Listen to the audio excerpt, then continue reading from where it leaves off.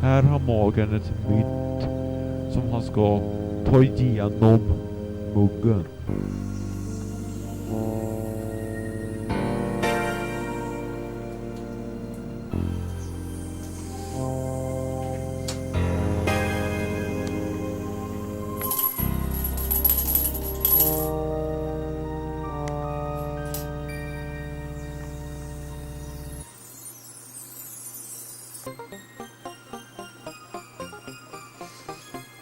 Okej, hur gick det till?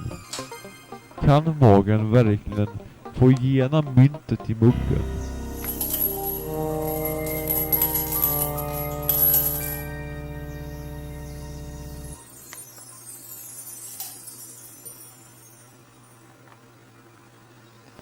Nej, det kan han inte. Muggen och myntet är helt riktiga. Där ser ni, han håller i 2 mynt i handen. Han lägger i 1 mynt i muggen.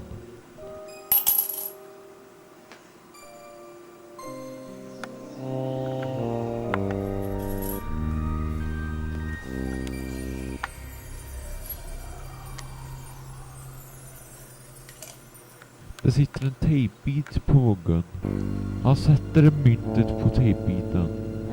Och då var det klart. Vi tar det en gång till. Han sätter alltså det ena myntet i muggen och det andra myntet på tejpbiten.